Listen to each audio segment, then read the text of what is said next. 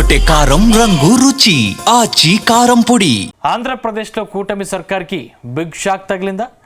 తెలుగుదేశం జనసేన పార్టీలకు వ్యాపార సంస్థలు జలకిచ్చాయా? అధికార పార్టీలో ఉన్న కూటమి పార్టీని పక్కన పెట్టేసి ప్రతిపక్ష వైసీపీకి భారీగా విరాళాలు వెల్లువెత్తాయి. వచ్చే ఎన్నికల్లో వైసీపీని తిరిగి అధికారంలోకి వస్తుందని బిజినెస్ పీపుల్ డిసైడ్ అయ్యారా? కూటమి పార్టీలను వదిలేసి ఫ్యాన్ పార్టీ వైపు వ్యాపారస్తులు మొగ్గు చూపారన్న చర్చ జరుగుతుందా?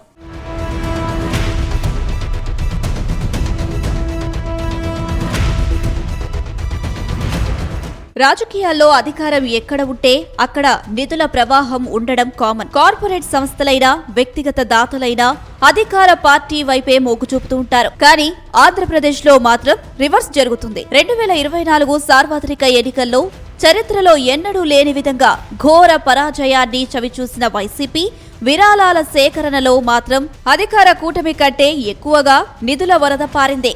తాజాగా ఎన్నికల సంఘానికి సమర్పించిన 2024-25 వార్షిక నివేదిక గణాంకాలు ఇప్పుడు రాజకీయ వర్గాల్లో హాట్ టాపిక్ గా మారాయి.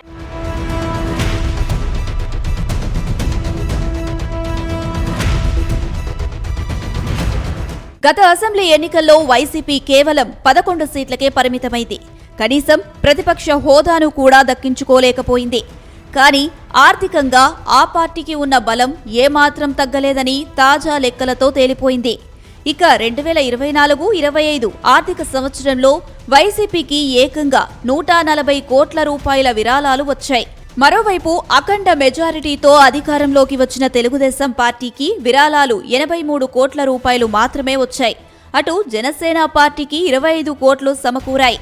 అయితే అధికారంలో ఉన్న టీడీపీ, జనసేన రెండు పార్టీల విరాళాల మొత్తం 108 కోట్లు కాగా వైసీపీకి మాత్రం ఈ రెండు పార్టీల కంటే ఎక్కువ రావడం చర్చనీయాంశంగా మారింది.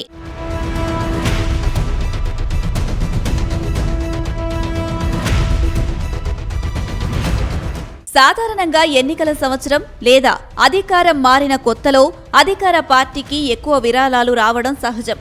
కానీ టీడీపీ విషయంలో పరిస్థితి భిన్నంగా ఉంది. 2023-24తో పోలిస్తే టీడీపీ అధికారంలోకి వచ్చినా 2024-25లో ఆ పార్టీకి వచ్చిన విరాళాలు తగ్గడం విస్మయం కలిగిస్తుంది. దీనిపై భిన్న వాదనలు వినిపిస్తున్నాయి. ఎన్నికల ఫలితాలు వచ్చే వరకు అంటే జూన్ 2024 వరకు చాలా మంది దాతలు తటస్థంగా ఉండడం లేదా అప్పటికే అధికారంలో ఉన్న వైసీపీ గెలుస్తుందనే అంచనాతో ఆ పార్టీకే నిధులు మళ్లించి ఉండవచ్చని రాజకీయ వర్గాల్లో చర్చ జరుగుతుంది.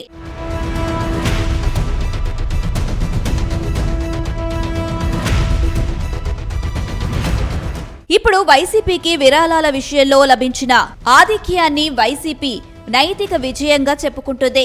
ఎన్నికల్లో ఓడిపోయినప్పటికీ తమ పార్టీపై ప్రజలకు, పారిశ్రామిక వర్గాలకు, అభిమానులకు నమ్మకం సడలలేదని ఈ నిధులే నిదర్శనమని ఆ పార్టీ నేతలు అంటున్నారు. పార్టీ కష్టకాలంలో ఉన్నప్పుడు వచ్చిన ఈ విరాళాలు క్యాడర్లో జోష్ నింపడానికి ఉపయోగపడుతున్నాయి. భవిష్యత్తులో పార్టీని బలోపేతం చేయడానికి, న్యాయపరమైన పోరాటాలకు, సంస్థాగత నిర్మాణం కోసం ఈ నిధులు ఉపయోగపడతాయని వారు భావిస్తున్నారు. అయితే టీడీపీ శ్రేణులు మాత్రం ఈ గణాంకాలపై మరో కోణంలో విశ్లేషణ చేస్తున్నాయి. వైసీపీకి వచ్చిన ఈ భారీ విరాళాలు స్వచ్ఛందంగా వచ్చినవి కావని, అవి గత 5 ఏళ్ల పాలనలో సాగించిన వసూళ్ల పర్వం ఫలితమని విమర్శిస్తున్నాయి. అధికారంలో ఉన్నప్పుడు బెదిరింపులకు భయపడి లేదా క్విడ్ ప్రోకోలో భాగంగా ఇచ్చిన నిధులే తప్ప వైసీపీపై ప్రేమతో ఇచ్చినవి కావని టీడీపీ అభిమానులు సెటైర్లు వేస్తున్నారు.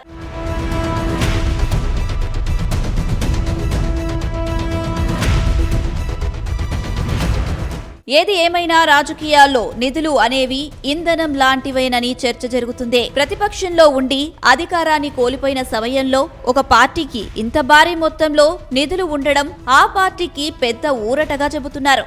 అయితే రాబోయే 5 ఏళ్ల పాటు పార్టీని నడపడానికి, క్యాడర్ను కాపాడుకోవడానికి ఈ ఆర్థిక వనరులు వైసీపీకి ఆక్సిజన్లా పనిచేస్తాయి అనడంలో సందేహం లేదు.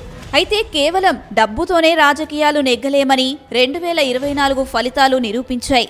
మరి ఈ ఆర్థిక బలాన్ని ప్రజాబలంగా మార్చుకోవడంలో వైసీపీ ఎంతవరకు సఫలమవుతుందో కాలమే నిర్ణయించాలి.